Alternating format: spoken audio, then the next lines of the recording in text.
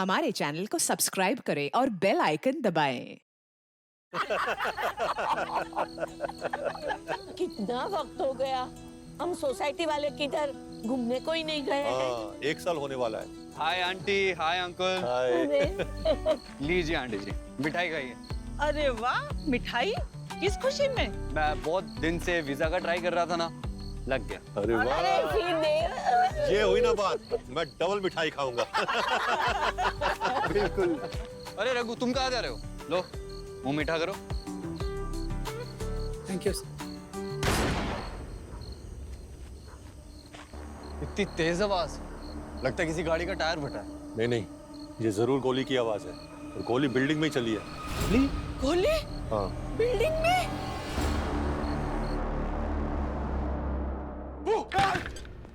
क्या सर? हाँ? अरे एक चिट्ठी खोलने के लिए इतना डर क्यों रहे हैं? सर मुझे पता है, पंकज के डरने की वजह पूर्वी। डेड नानी। पूर्वी, ये क्या है यार? मेरे राज क्यों खोल रही हो? किस राज की बात हो रही है? जरा हमें भी तो सुनाओ। सर पंकज सर कल अपने दोस्त के साथ मूवी देखने गए थे, अच्छा। डेड नानी। और उसी वजह से ये लेटर खोलने के लिए इतना डर रहा है, जैसे किसी आत्मा की चिट्ठी आई हो। ये आत्मा का नाम मत लो सर। उस पिक्चर में भी ना एक आत्मा ही ऐसी लोगों को चिट्ठी भेजती है, इसलिए मेरे हाथ कांप रहे सर। लेटर खोलो और पढ़ो। पंकज, लेटर पढ़ो।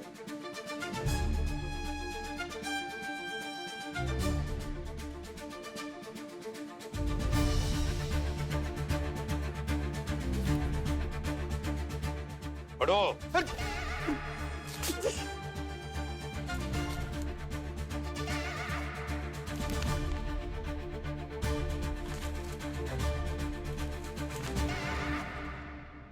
अरे अरे सर, ये तो मेरे दोस्त जतिन का शादी का इनविटेशन है। Hello, CID bureau. क्या? कहाँ पे?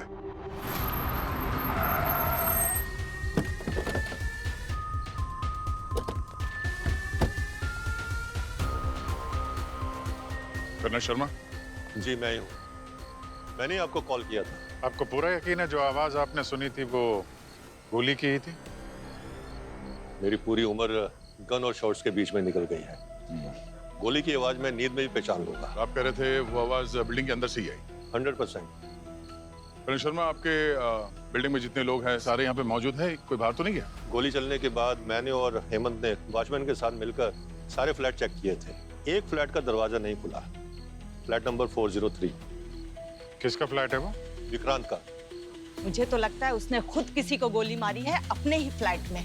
1 नंबर का बदतमीज इंसान था वो। आप जरा वो फ्लैट दिखाइए। आइए हेमंत। यहाँ इतना अंधेरा क्यों है? यहाँ की लाइट अक्सर खराब ही रहती है। वो है विक्रांत का घर।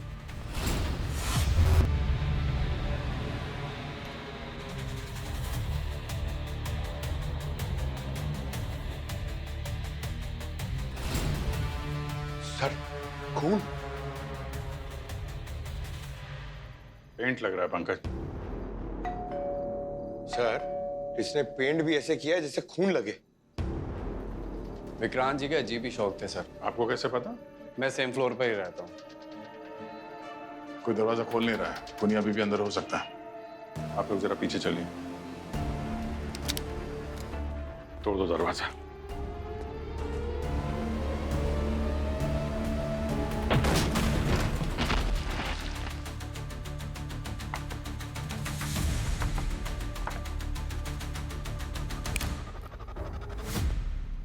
आइए आइए। आप लोग इधर ही रुकिए, पीछे पीछे। मेरे छोटे से घर में आप सभी का स्वागत है। आप ही का इंतजार कर रहा था मैं। जिसे आप इतनी जुनून से ढूंढ रहे हैं वो यही है। सर ये आवाज यहाँ से आ रही है सर। मुझे मालूम था कि आप लोग जरूर आएंगे, इसलिए तो आपकी मेहमान नवाजी के लिए रुका हुआ था। वरना मेरा बुलावा तो कब का आ चुका है। मेरी आवाज भले ही मेरे गले से नहीं स्पीकर से आ रही है, पर मैं उम्मीद करता हूँ कि आप लोग मेरी मौत की पहेली सुलझा पाएंगे। ये क्या कह रहा है? इसके मौत की पहेली? अंदर देखते हैं।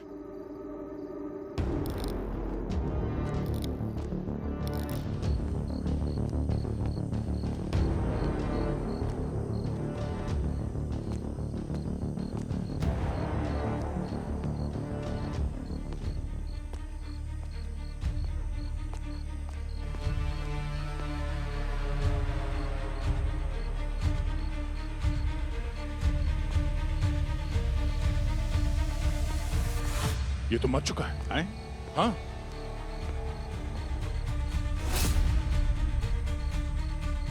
पंकज, जरा उन लोगों को बुला के लाओ। इसकी आंखें देखो, एकदम लाल है। अरे गोली से मरा है तो गोली का घाव नहीं दिख रहा है कहीं।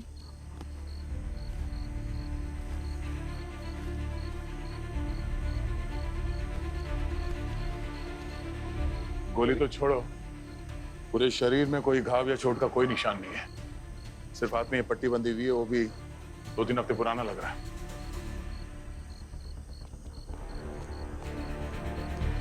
सर, जरा देखिए, ये विक्रांत यही है क्या? हाँ, यही तो विक्रांत है। हाँ यही है, क्या हुआ इन्हें? बताते हैं, आप जरा बाहर रुकिए। पूर्वी, इन लोगों को बाहर छोड़ के आओ और घर की अच्छी तरीके से तलाशी लेना। सर आइए आप लोग, चलिए।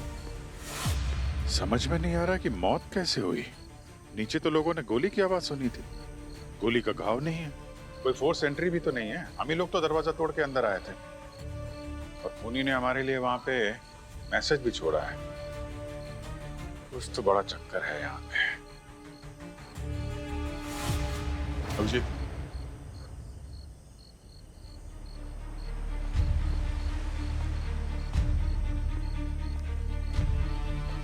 क्लेमी,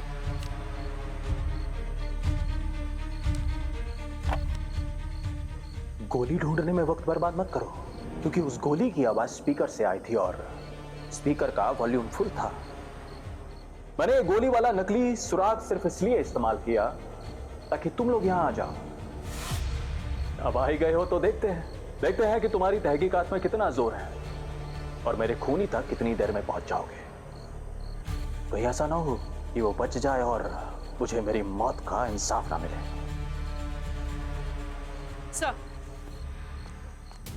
सर ये फोन मिला है, पुराने स्टाइल वाला, इसमें कैमरा वगैरह कुछ नहीं। आज के जमाने में हर आदमी स्मार्टफोन यूज करता है, इतना पुराना फोन यूज कर रहा था ये। सर अंदर एक कमरा है जिसे आप लोग देखेंगे ना तो देखते रह जाएंगे। दिखाओ सर।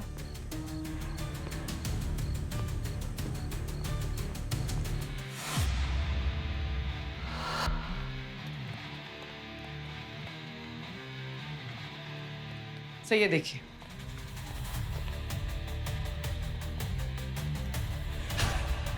ये घर है कि म्यूजियम है?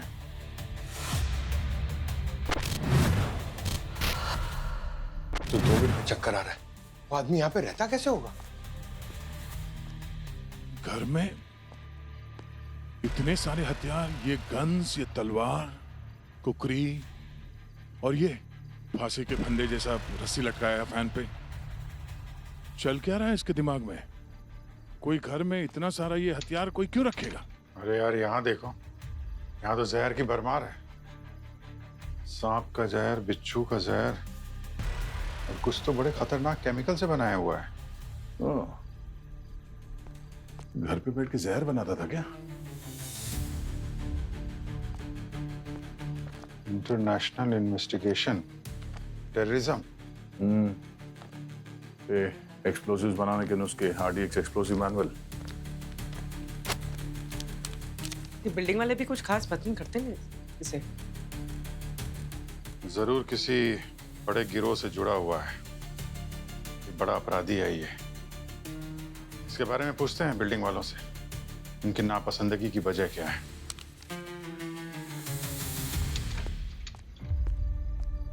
मैंने अपनी जिंदगी में कई तरह के लोग देखे हैं, लेकिन विक्रांत जैसा अजीब और बदतमीज इंसान कभी नहीं देखा। आंटी, आप खुद तो बड़ी फिट हैं, लेकिन आपके पति की डेथ अभी हार्ट अटैक से हुई थी ना? कहीं उनको भी ऑयली खाना खिला के टिकट तो नहीं कटवा दिया उनका? What nonsense! तेरी हिम्मत कैसे हुई ऐसी घटिया बात करने की? हेमंत, तुम तो विक्रांत जी के फ्लोर में रहते थे? जी सर। काम क्या करते हो तुम? सर मैं टीचर हूँ, कनेडियन यूनिवर्सिटी में ऑनलाइन बच्चों को पढ़ाता हूँ। विक्रांत से बातचीत थी तुम्हारी? हाँ सर, वो मेरे मकान मालिक थे। अब बहुत ही ज़्यादा परेशान था उनसे, कभी भी मेरे घर पर कभी भी आ जाते थे। अरे आप अचानक से अंदर कैसे आ गए? अब अपने घर पे आने के लिए किराएदार से परमिशन लेनी पड़ेगी क्या? मेरा वो मतलब नहीं था। ये घर से बाहर निकाल दूंगा। अच्छा, मेरे एक सवाल का जवाब दो। मेरी अभी क्लास चल रही है। ये क्लास व्लास होती रहेगी। अच्छा, कोई ऐसा तरीका बताओ जिससे लाश को ठिकाने लगाया जा सके। क्या? सुनाई नहीं दिया? अच्छा, ये बताओ कि लाश में से बदबू ना है। हाँ, एक और बात सर, वो उन्हें स्मार्टफोन, कंप्यूटर, इंटरनेट इन चीज़ों की नॉलेज नहीं थी।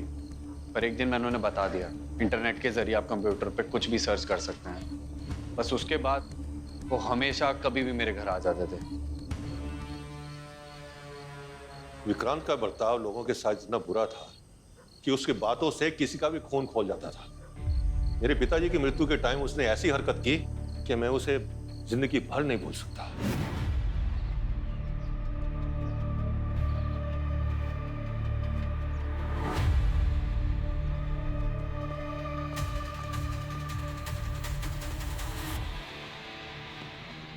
अरे आप क्यों रो रहे हैं शर्मा जी? आपको तो जश्न मनाना चाहिए। पूरा 3 BHK नाम करके गए हैं बाबूजी आपके। How dare you? How dare you? Thank Sharma ji, आप जाइए।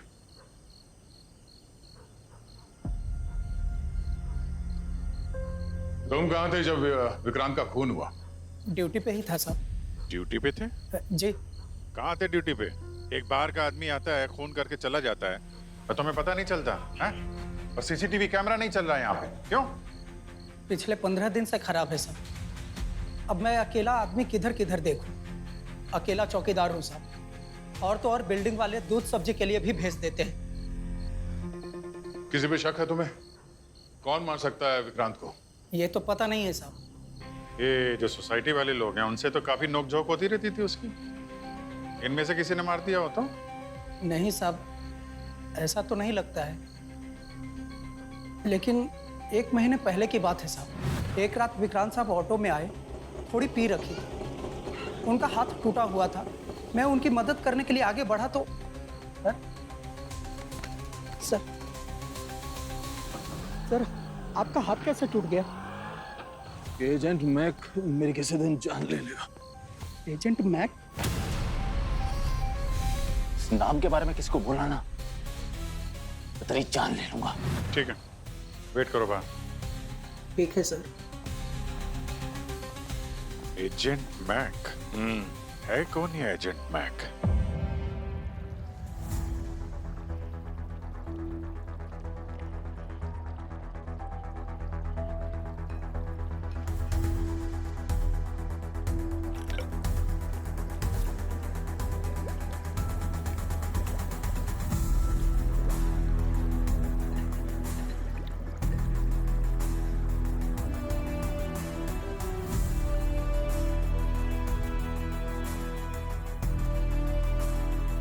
ये है जायरोफॉर्म का छोटा भाई।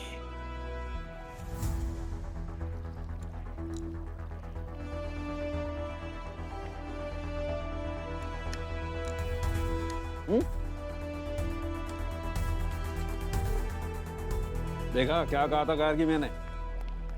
इन लोगों को जब भी किसी केस में मुसीबत होती है, एक आदमी की याद आती है और वो है डॉक्टर सालुखे। अरे सर, याद तो हमें किसी दूसरे फॉरेंसिक डॉक्टर की आती है। हाँ, मतलब क्या करें हैं? फिलहाल इसी चेहरे से काम चलाना पड़ रहा है, मजबूरी है। यही कहना चाहते हो ना तुम? नहीं डॉक्टर साहब, आप गलत समझ रहे हैं। इनका कहने का मतलब वो नहीं था। हम ये सोच रहे थे कि ये विक्रांत मरा कैसे? Chemical poisoning. Chemical poisoning? Yes sir, जायरोप्रोफॉर्म नाम के एक केमिकल से। कौन सा फॉर्म? जायरोप्रोफॉर्म। जैसे क्लोरोफॉर्म होता है ना पंकज, जिसको सुंघाने से आदमी बेहोश हो जाता है, बस वैसे ही ये है जायरोप्रोफॉर्म। ये क्लोरोफॉर्म से भी 100 गुना ज्यादा जहरीला होता है। ये देखो, देखो इसकी आंखें कैसे लाल हो गई हैं एकदम।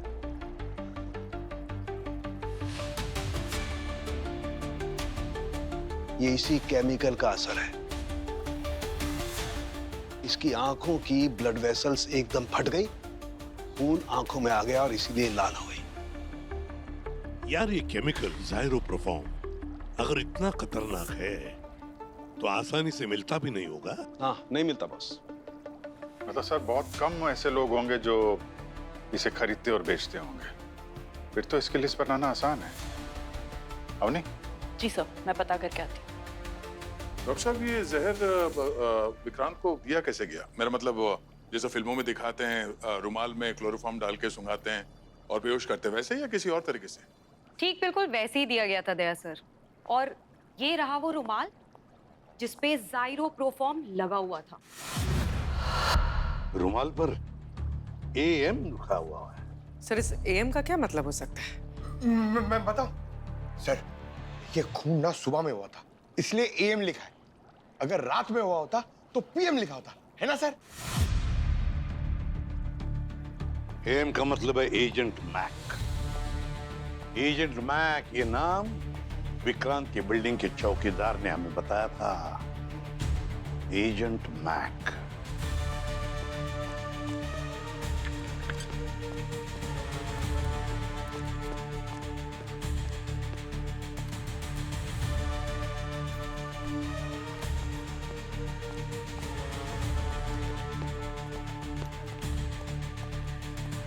सर सर सब जगह चेक कर लिया, सारे क्रिमिनल डेटाबेस चेक कर लिए, इस एजेंट में का कोई रिकॉर्ड नहीं मिला। सर हाँ दया, अभी इंटरपोल से ही बात हुई।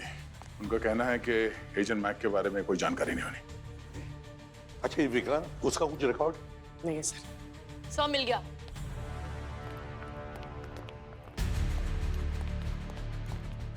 ये देखिए सर, एक सोशल मीडिया साइट पे झारखंड के किसी आदमी ने इस किताब का जिक्र किया है, agent Mac.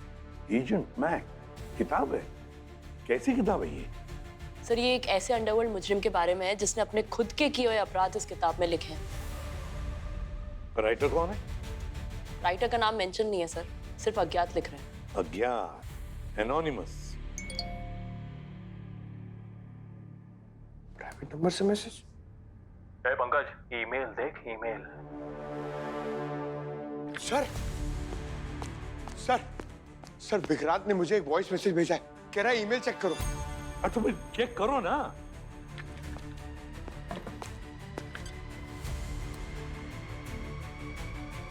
Sir agent Mac के ईमेल से एक वीडियो आया। खोलो वीडियो। तहकीकात कैसी चल रही है आपकी? मुझे पहले से ही पता था कि CID के इतिहास में ये पहला केस होगा जिसे CID सॉल्व नहीं कर पाएगी ना। खैर, आप तो एजेंट मैक पर फोकस कीजिए। अगर उस किताब के लेखक को आपने ढूंढ लिया तो समझ लीजिए मेरे खूनी तक पहुंच जाएंगे आप।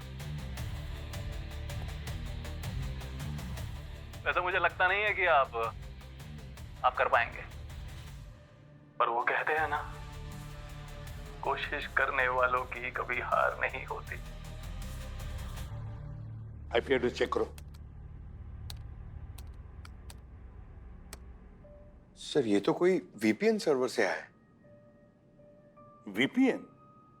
Virtual private network? जी सर। इसे तुम ट्रेस भी नहीं कर सकते। कोई बात नहीं, इस एजेंट मैक की किताब के राइटर का पता नहीं, मगर पब्लिशर का तो पता है हमारे पास। वही हमें पता बताएगा इस एजेंट मैक के राइटर का।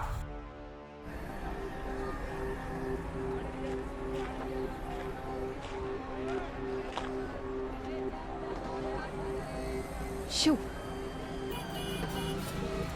मैडम सेब ले लो मैडम। नहीं कश्मीरी नहीं, सेब है अरे मैडम, बहुत मीठे हैं। अरे मैडम भैया मैं ये नहीं खाती हूँ। अनार ले लो मैम। मैं सिर्फ ऑर्गेनिक खाती हूँ, आपको ऑर्गेनिक पता है ना। पक्का यही किताब के पब्लिशर है? हाँ sir, hot paper publishing house इसी का है।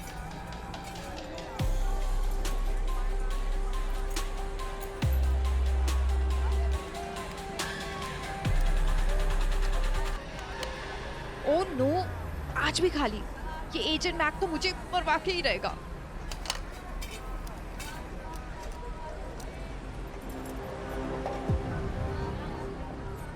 हटो यहाँ से, नहीं चाहिए तुम्हारे कपड़े और पर्स, हटो यहाँ से। हथकड़ी चाहिए? सरकारी ब्रांड वाली? हाँ? हथकड़ी? अगर नहीं चाहिए तो एजेंट मैक का पता बता दो। Agent Mac? Oh my God, oh my God.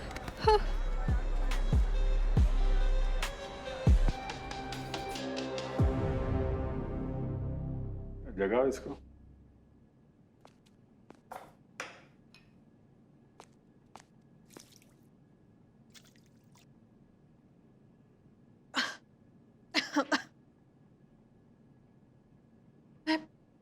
मैं कौन हूँ और मैं कहाँ हूँ?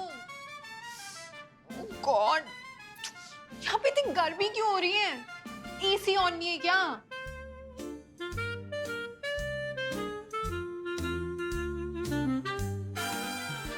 अच्छा, नाउ आई गॉट इट। ये ना एजेंट मैक की फैन फेस्टिवल है, right? Oh my God, this is so amazing. मतलब आप लोग एजेंट मैक के इतने बड़े फैंस हो कि पूरा सीआईडी का सेटअप लगा दिया। एंड वो guns, wow, this is so cute यार। बट एक ही प्रॉब्लम है, आप लोगों की ये फैंसी ड्रेसेस एजेंट मैक के थीम से बिल्कुल भी मैच नहीं कर रही है। आप लोगों को क्रिमिनल की फैंसी ड्रेसेस पहननी चाहिए। Am I right? और तुम हैंडसम? क्या बात है बॉस, हैंडसम बोल रही है तुमको? तुमको बोल रही है? तुमको बोल रही है? Excuse me. अगर आप ना नकली दाढ़ी मूंछ भी लगाते ना तो और भी हैंडसम क्रिमिनल लगते। देखिए मैडम, पर एक बात बताओ, आप सब लोग क्लीन शेव हो रखे हो, पुलिस ऑफिसर्स के जैसे। What? क्या हो रहा है यहाँ? और आप इतनी लेट आए हो फैन मीटिंग में। मेरे टाइम की किसी को कोई वैल्यू ही नहीं है। ओके, जिसको मेरे साथ सेल्फी लेनी है जल्दी ले लो। मुझे मैनिक्योर कराने जाना है। Please come on, let's make it fast. Madam, oh my God, आप लोग सच में सीआईडी से हो? जी हाँ, ये कोई नाटक कंपनी नहीं चल रही है कि हम लोग दाढ़ी मूछ लगा के आए। असली सीआईडी वालों को मुझसे क्या काम? एजेंट मैक की नॉवेल्स तुम्हारी पब्लिशिंग कंपनी प्रिंट करती है ना? अब हाँ, वो हमारी कंपनी की सबसे कामयाब फ्रेंचाइजी है। एंड यू नो व्हाट, अब तक एजेंट मैक की 150 सक्सेसफुल किताबें छप चुकी हैं। 150 किताबें? हाँ, आप कोई भी रेलवे स्टेशन जाओ, कोई भी बस स्टैंड जाओ, हजारों कॉपियां बिकती है उसकी। और ये सारी की सारी 150 नॉवेल्स में अपराधों के बारे में लिखा है? हाँ, इसमें होता क्या है कि एक हैंडसम सा अपराधी अपने दुश्मनों को एक एक करके मौत के घाट उतारता है। लगता है आप एजेंट मैक की बहुत बड़ी फैन है। तो जरा राइटर का नाम भी बता दीजिए, कौन है ये जनाब? कैसे बताऊं, मुझे खुद नहीं पता। अरे कैसे नहीं पता उसका नाम क्या है? मुझे वो आत्मा बन के वीडियोस भेज रहा है। आत्मा बन के? बस हो गया है नाटक। जिस ऑथर का नाम तक मालूम नहीं, उसकी 150 किताबें छापते हो, हम विश्वास करें इस पर? आई नो कि ये बात बहुत ही अजीब है और यही सच है। ठीक है, तो वो अपनी कहानियां तुम तक पहुंचाता कैसे है? मेल करता है? अरे नहीं, मैं आपको बताती हूँ। वो ना ये सारी कहानियां अपने हाथों से कागज के ऊपर लिख के एक लेटर बॉक्स में छोड़ता है। आज आफ्टरनून में भी मैं वो ही लेने गई थी जब आप लोग वहां से मुझे यहाँ ले आए हो। लेटर बॉक्स तो खाली था, कुछ था नहीं उसमें। वही तो बात है, पता नहीं क्यों इस बार उसने इतनी देर लगा दी कहानियों में। उसने इन किताबों से अब तक करोड़ों रुपए कमा लिए हैं। करोड़ों रुपए? तो ये जो पैसे हैं वो कौन से बैंक अकाउंट में जाते हैं? अब पैसे तो मैं उसे कैश में ही देती हूँ। I mean, उसकी ये शर्त थी कि वो पैसे कैश में ही लेगा। अभी आपने कहा कि आपने उसका चेहरा नहीं देखा, तो फिर जब वो पैसे लेने आता है तो उसकी शक्ल नहीं देखी आपने? अरे पैसे लेने तो उसके गुंडे आते हैं मेरे ऑफिस में। गुंडे? कौन है वो? उनके बारे में कुछ बताइए। वो बिल्कुल डिओड्रेंट नहीं लगाते, यक। और उनसे रसोई के मसालों की स्मेल आती थी। तुम्हारे ऑफिस में सीसीटीवी कैमरा है ना? Of course. इनके ऑफिस में जाकर सीसीटीवी कैमरा का फुटेज चेक करो, पता लगाओ ये गुंडे हैं कौन। यस आइए। हाँ हाँ, चलिए अब। Bye handsome, bye everybody. Bye bye bye. Sir, sir उन लोगों के नामों की लिस्ट आ गई है जिन लोगों ने दायरो प्रोफॉर्म केमिकल खरीदा या बेचा है। कोई खास नाम? यस सर, ये देखिए। तो ये जनाब है। अरे वाह, फर्नीचर बदल रहे हो क्या भाई? हैं? दिवाली की तैयारी कुछ जल्दी नहीं शुरू कर दी तुमने? अरे नहीं सर, वो अब दिवाली भी कनाडा में मनाई जाएगी और होली भी। लेकिन आप यहाँ कैसे? विक्रांत जी का कातिल पकड़ा गया है क्या? बस उसी को पकड़ने आया हूँ। क्या मतलब? ज्यादा भोले मत बनो, समझे? नीचे रखो, चलो बाहर निकलो आप लोग। सर उनको क्यों भेजा है? 1 मिनट, चलिए बाहर निकलिए, जाइए बाहर। सर आपने उन्हें क्यों भेज दिया? मैं फर्नीचर बेच रहा हूँ, 2 दिन में मेरी कनाडा की फ्लाइट है। तुम्हारी फ्लाइट अब लैंड करेगी जेल के अंदर और उस फ्लाइट का पायलट हूं मैं। और ये है तुम्हारी फ्लाइट का बोर्डिंग पास, पहचाना इसे? नहीं सर। ये जायरो परफॉर्म केमिकल की रिसिप्ट है जो तुमने ऑर्डर किया था इसे ऑनलाइन यहाँ इस घर के एड्रेस पे, और इसी केमिकल से विक्रांत की मौत हुई है। अब बताओ, कन्फेशन यहाँ करना है या ब्यूरो ले चलो? सर ये सब सच है, ये सारे केमिकल्स मैंने ऑर्डर किए हैं विक्रांत जी के कहने पे। सर ये सब मैंने वेब से किया, और भी बहुत सारी ऊट-पटांग चीजें थी जो मैंने ऑर्डर की थी। सर आपको पता ना आपको उनके घर पे क्या क्या मिला है? वो इलीगल सामान, हथियार, वो सब मैंने ही ऑर्डर किया है सर। ये इलीगल चीजें मंगवाना गुनाह है, मालूम है ना तुम्हें? पढ़े लिखे समझदार आदमी लगते हो, कोई कुछ भी बोलेगा मंगवा दोगे तुम? सर मैं क्या करता, मेरे मकान मालिक थे, ऊपर से खड़ूस भी, क्या पता कब मुझे घर से धक्के मार के बाहर निकाल देते। मजबूर था सर, इसीलिए मैं वो जो कहते थे मैं ऑर्डर करता था। अरे तो तुमने क्यों मंगाया? वो भी तो मंगवा सकता था ना? सर मैंने आपको बताया था कि उनको ये इंटरनेट, कंप्यूटर, सोशल मीडिया, इन सब की कोई जानकारी नहीं थी। ये सारे काम मैं ही करता था उनके लिए। अच्छा, कभी पूछा नहीं तुमने कि ये जो सारा सामान मंगाया उन्होंने, उसका क्या करते हैं वो? पूछा ना सर, कहने लगे मुझे जानना है कि ये केमिकल्स इंसानों पर क्या असर करते हैं। और केमिकल इंसानों पे क्या असर करता है? क्या, कैसे कैसे टेस्ट करता था? किस पे टेस्ट करता था वो? खुद पर सर। खुद पे? और जब वो ये टेस्ट करते थे ना तो मेरी ड्यूटी थी कि मैं पूरे टाइम उस प्रोसेस में उनके साथ रहूं। समझ गया ना क्या करना है तुम्हें? विक्रांत जी प्लीज, मैं आपके हाथ जोड़ता हूं, मुझे इन सब चीजों से दूर रखिए, डर लगता है मुझे। कनाडा जाना है ना? चल आज रात मेरे ऊपर नजर रख, तेरे अगले महीने का किराया माफ। और हाँ, अगर मुझे कुछ भी होता है या मुझे सांस आनी बंद होती है तो पता है ना तुझे क्या करना है? एम्बुलेंस को कॉल करना।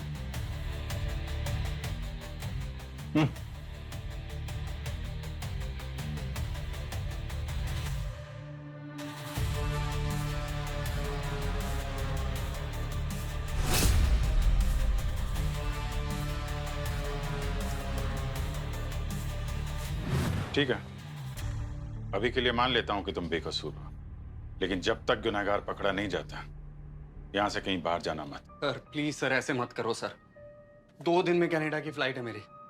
फिक्र मत करो, कुछ ही वक्त की बात है। खून ज्यादा देर तक छुप नहीं पाएगा सीआईडी से।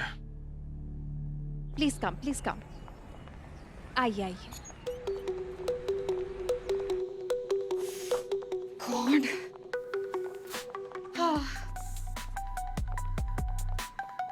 आप लोगों को पता है हमारे ऑफिस का सीसीटीवी कैमरा 24 घंटे चलता है। हैव अ लुक जेंटलमैन, ये लीजिए जेंटलमैन। जेंटलमैन मुझे बुला? तुम्हें नहीं, दया सर को। आए बड़े। कोई जरा पॉज करने से।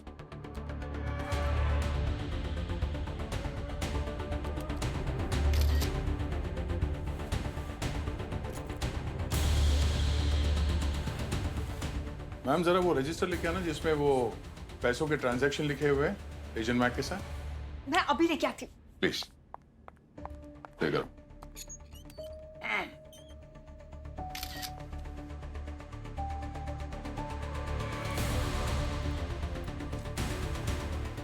ये क्या? पूरी जरा पॉज करने से ये तो पिंटू है।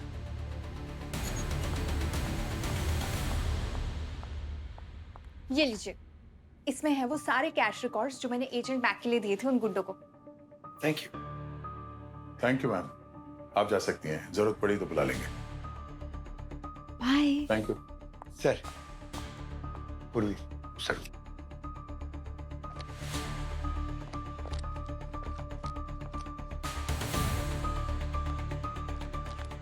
इसने तो कई बार बहुत सारे पैसे दिए हैं एजेंट मैक के गुंडों को। हाँ सर। क्या सीआईडी के सर्वर पे अलर्ट आया है? हाँ, एजेंट मैक ने पंकज को ईमेल भेजा है। पंकज को, हाँ, तो पंकज का जरा चेक करो ईमेल। पंकज मेल चेक करो अपना। एक मिनट सर। हाँ।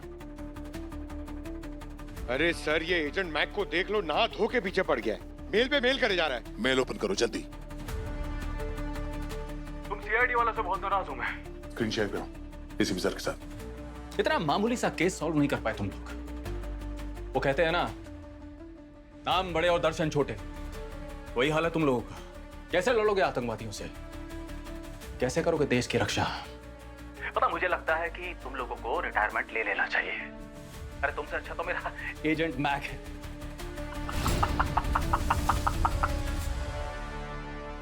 सर, जो कोई भी है ये एजेंट मैक, ये हमारे हाथों से बच नहीं पाएगा। हमें यहाँ पे लीड मिली है सर, पिंटू दादा की। ये पिंटू दादा तो वही है ना जिसे तुमने गिरफ्तार किया था।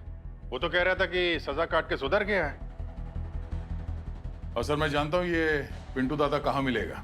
बस तो फिर दया, उठाओ उस पिंटू दादा को, वही हमें लेके जाएगा एजेंट मैक तक। अरे ये तो पिंटू दादा का अड्डा हुआ करता था, लगता है इसने होटल खोल लिया है।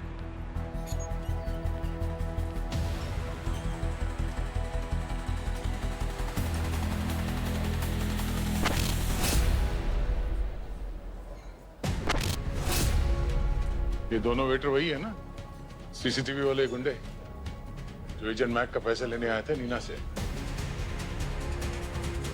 हाँ वही है सर। जरा देखो।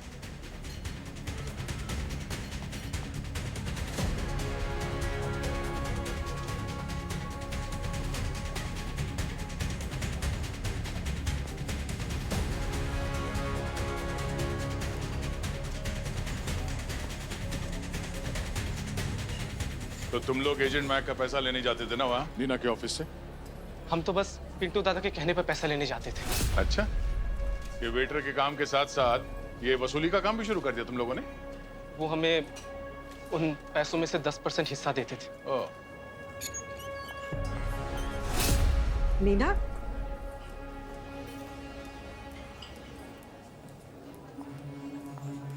नीना, तुम यहाँ क्या कर रही हो? पीछा कर रही थी क्या हमारा? एक्चुअली वो क्या है ना कि मैं अपनी अगली किताब आप लोग इस केस को कैसे सॉल्व करते हो ना उसके ऊपर पब्लिश करना चाहती हूँ। और जासूसों की थोड़ी बहुत जासूसी के लिए तो क्या बुराई है। और हाँ, मैंने कहा था ना कि इन लोगों से रसोई के मसालों की स्मेल आती है क्योंकि ये हर वक्त इस रेस्टोरेंट में काम करते हैं, इसलिए वो स्मेल आती है। अब इतना दिमाग तो मुझ में भी है। हाँ नीना जी, आप वापस अपने ऑफिस जाइए, इस किताब के बारे में बाद में बात करेंगे। ओके? सच में? पक्का? हाँ। प्रॉमिस ना? हाँ ठीक है, जाइए।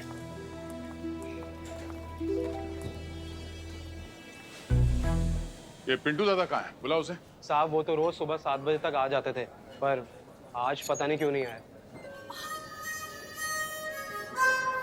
हाय।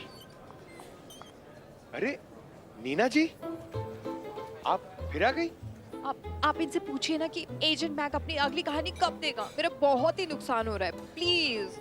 आप मैक दादा की बात कर रही हो ना? तुम एजेंट मैक को जानते हो? हाँ साहब, वो पिंटू दादा के बहुत अच्छे दोस्त हैं।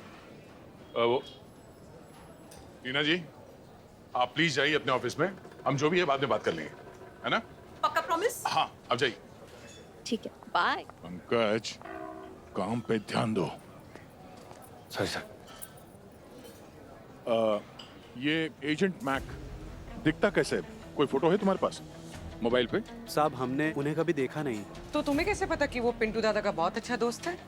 क्योंकि पिंटू दादा हमेशा मैक दादा की कहानियां सुनाते थे कि कैसे मैक दादा अपने दुश्मनों का खून करते हैं और पुलिस उन्हें पकड़ भी नहीं पाते।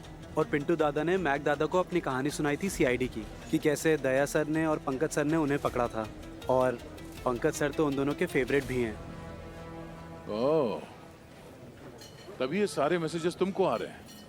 तुम उसके फेवरेट जो ठहरे, क्यों? ये पिंटू दादा और एजेंट मैक ये कब और कहाँ मिलते थे? ये एजेंट मैक कभी आया था क्या होटल में? यही मिलते हैं ना, लेकिन हर फ्राइडे की रात को रेस्टोरेंट बंद होने के बाद, क्योंकि मैक दादा नहीं चाहते थे कि कोई भी उनका चेहरा देखे। वो मिलकर बातें भी करते थे और शराब भी पीते थे। जरा एड्रेस देना इस पिंटू दादा का।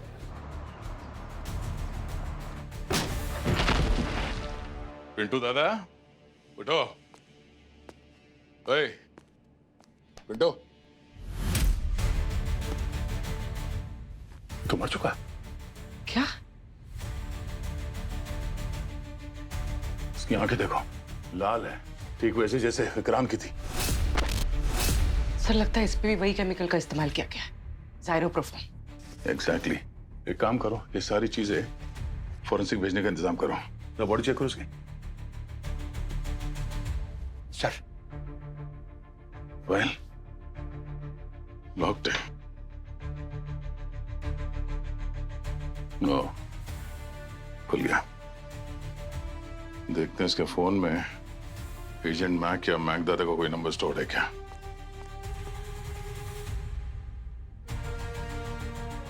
हाँ, स्टोर्ड है, एजेंट मैक। अरे तो ये है एजेंट मैक। सर, ये एजेंट मैक निकलेगा, ये तो मैंने कभी सपने में भी नहीं सोचा था। Agent Mac. अभिजीत, ये केस दलदल की तरह धंसते ही जा रहा है। पहले विक्रांत मारा गया, फिर बिल्कुल उसी तरह पिंटू भी मारा गया, जाइरोप्रोफॉर्म केमिकल का इस्तेमाल करके। सर, पिंटू को भी इस एजेंट मैक ने मारा है और विक्रांत को भी। ये समझ में नहीं आ रहा कि एजेंट मैक है कौन। है कौन? सर, हाँ, एजेंट मैक मर चुका है सर। क्या? हाँ, एजेंट मैक का लेखक कोई और नहीं सर, विक्रांत ही था। ये 150 किताबें उसी ने लिखी है। तभी नीना को इस महीने नई कहानी नहीं मिल रही है। और ये पिंटू का फोन है सर। इसमें पिंटू ने एजेंट मैक के सामने विक्रांत का फोटो जो है स्टोर करके रखा हुआ है, और इसमें बहुत सारे फोटोग्राफ्स है विक्रांत और पिंटू के। अच्छा, तो ये बात है।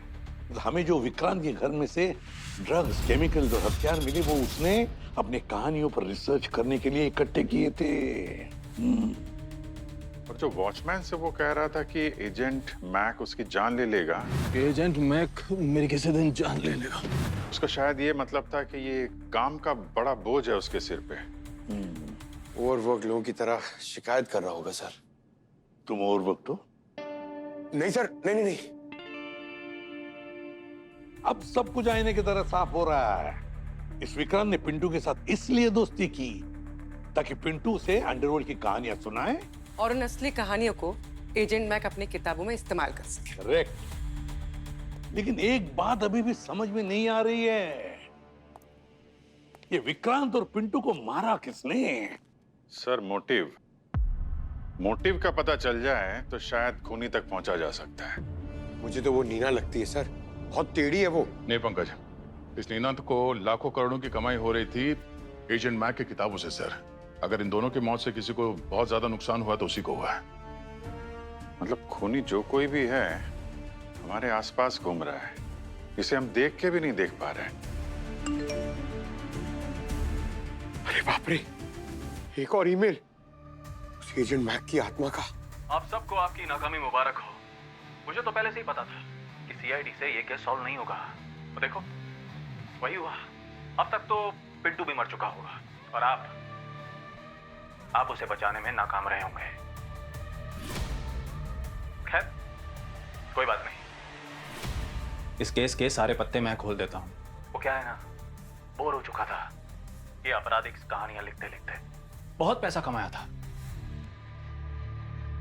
लेकिन जिंदगी में एक अकेलापन, खालीपन था। तो सोचा कि कुछ कुछ धमाकेदार किया जाए। इसीलिए इस केस का पहला विक्टिम मैंने खुद को बनाया, और इसमें थोड़ा सा तड़का लगाने के लिए मैंने पिंटू की शराब में जहर मिला दिया था।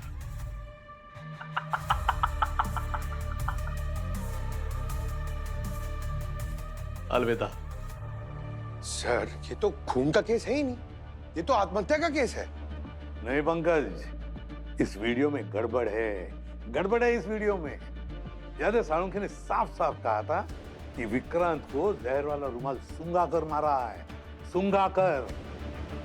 मतलब सर कोई तो है जो इस खून को आत्महत्या का नकाब पहनाकर हमें गुमराह करने की कोशिश कर रहा है। एग्जैक्टली। अब रही बात उन पैसों की, लेकिन अब वो पैसे गए कहाँ? नीना की डायरी देखते हैं, शायद उसमें हमें कुछ मिल जाएगा। माय गॉड, नीना ने विक्रांत को 5 करोड़ रुपए दिए हैं इस एजेंट मैक की नॉवेल्स के बदले में। मतलब सर ये सारा मामला पैसों का है, खूनी सारे पैसे लेके फरार हो गया। और हम उसके पीछे ना जाएं, इसलिए वो हमें यकीन दिलाना चाहता है कि ये सारा मामला सुसाइड का है। मतलब सर ये वीडियो भी नकली है? वो विक्रांत की आत्मा, सॉरी, विक्रांत नहीं है। पंकज, विक्रांत के घर पे जो हमने ऑडियो मैसेज सुना था, उस पे खूनी ने सीआईडी का जिक्र ही नहीं किया था, बल्कि उसके बाद में जो वीडियोस मिले उसमें सीआईडी का बार बार जिक्र किया था। पता है क्यों? क्यों सर? क्योंकि उसे लगा था कि कंप्लेंट जाने पर लोकल पुलिस आएगी, मगर कर्नल शर्मा ने फोन किया था सीआईडी को और हम वहां पहुंच गए। उसके बाद हर वीडियो को एडिट किया, जहां जहां सीआईडी का नाम इस्तेमाल हुआ है वहां वहां उसने विक्रांत का चेहरा नहीं बल्कि उसका हाथ या पैर का शॉट लगाया है। सीआईडी के इतिहास में ये पहला केस होगा। मतलब कमाल की एडिटिंग की है। पंकज, खूनी ने किसी बहाने से विक्रांत से वो मैसेज रिकॉर्ड करवा लिए, और जब हमें वो वीडियो मैसेज भेजे थे ना, तो एडिट करके भेज दिया। प्लानिंग अच्छी थी, लेकिन कब तक? एक ना एक दिन तो फंसना ही था। और रही बात उस 5 करोड़ रुपयों की, बस उस पैसों का पता लगाओ तो वही सुराग हमें उस खूनी तक ले जाएगा।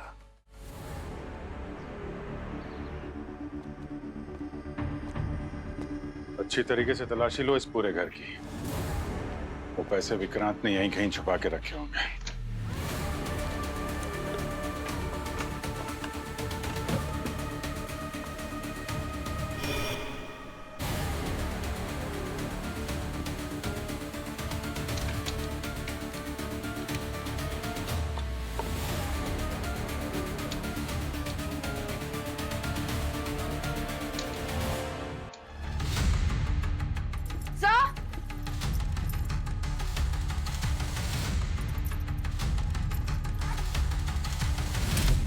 हाँ बोले।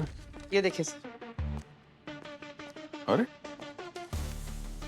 ये सारे नोट्स, ये सारे पैसे तो यही हैं। तो उन दोनों का खून क्यों हुआ फिर? सर शायद सही मौके की तलाश में होगा पैसे उड़ाने के लिए, और उससे पहले हम पहुंच गए। अरे ये क्या? सिर्फ ऊपर का नोट असली है, बाकी सब नकली।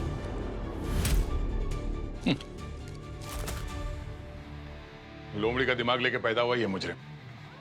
इस केस में हर बाजी शतरंज की ढाई चाल चली है उसने हमारे साथ। मगर इस शतरंज की बाजी की आखिरी चाल हम चलेंगे।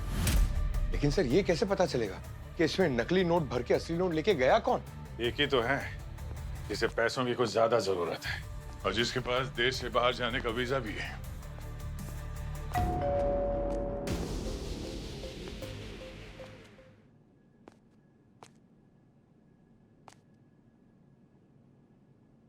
अरे भाई साहब, इस केस में ऑलरेडी 2 दरवाजे तोड़ चुके हो, थोड़ा तो वेट करिए ना भाई साहब।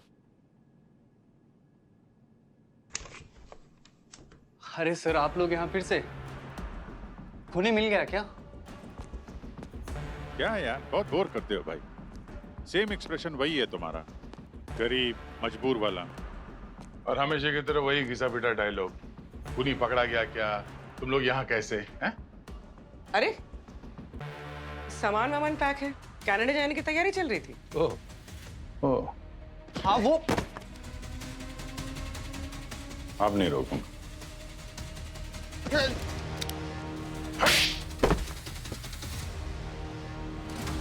मुझे पैसों की सख्त जरूरत थी।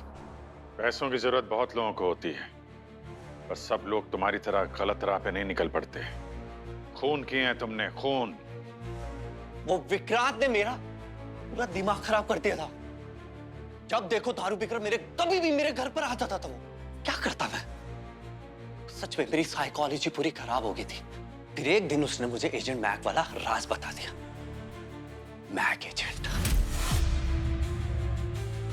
और जब तुम्हें पता चला एजेंट मैक के किताबों से वो करोड़पति बन गया है, तो तुम्हारे दिमाग में भी जुर्म करने की बत्ती जल गई। हाँ, इतना भरोसा करता था मुझ पर वो। बस उसने इसके अलावा भी बहुत सारी चीजें बताई। उसकी अंडरवर्ल्ड वाली दोस्ती वो पिंटू के साथ, पूरे किस्से बताए उसने मुझे। बस यही नहीं बताया कि पैसे कहाँ रखे। तो पैसों के चक्कर में तुमने विक्रांत का खून कर दिया? ना ना ना, वो पैसे मैंने पहले ही चुरा लिए थे। जिस दिन वो दारू के नशे में बहुत धुत था ना, उस दिन। पिंटू को क्यों मारा तुमने? विक्रांत ने उसे बता दिया था कि मैंने उसके पैसे चुराए हैं। और पिंटू मुझे धमकाया जा रहा था, अगर मैं विक्रांत के पैसे वापस नहीं करूंगा तो वो मुझे छोड़ेगा नहीं। फिर तुमने पिंटू के दारू में वो ज़ाइरोप्रोफॉर्म केमिकल डाल दिया और उसकी जान ले ली। मजबूर था सर मैं। मेरी गरीबी और मेरे उज्जवल भविष्य के बीच में ना वो दोनों आकर खड़े हो गए थे। मारना पड़ा उन दोनों को मुझे। तुम्हारा उज्जवल भविष्य कितना अंधकार में होने वाला है, इसका कोई आइडिया नहीं है तुम्हें। और वो जो वीडियो मैसेज भेज रहे थे हम लोगों को, उसका क्या चक्कर है? विक्रांत का हाथ फ्रैक्चर था, वो कहानियां नहीं लिख पा रहा था। मैंने उसे एक ऐप के बारे में बताया जो आवाज को लिखाई में कन्वर्ट करता था। वाह, वॉइस टू टेक्स्ट सॉफ्टवेयर। हाँ वही। जब विक्रांत अपनी कहानियों का नरेशन करता था, मेरे दिमाग में एक आइडिया आया। मैं उन्हीं नरेशंस की वीडियोस को रिकॉर्ड करके कानून को गुमराह कर सकता हूं और मुझे अच्छा खासा टाइम मिल जाएगा कि मैं देश छोड़कर निकल जाऊं। फिर मैंने वीडियोस को एडिट करना शुरू किया और आपको भेजना शुरू किया। इतना अच्छा दिमाग अगर सही जगह लगाते तो शायद कनाडा पहुंच भी जाते। पर अब सर प्लीज सर, मुझे जाने दीजिए। मैं आप सबको पैसों से माला माल कर दूं। चुप! तू हमें खरीदना चाहते? सीआईडी को? बहुत पछताओगे तुम। जेल की सलाखों के पीछे सड़ते बैठना। किए हुए जुर्म का पछतावा करते हैं, तब तक फांसी का ऑर्डर आ ही जाएगा। For more updates, subscribe to our channel, click the show links and enjoy watching the videos.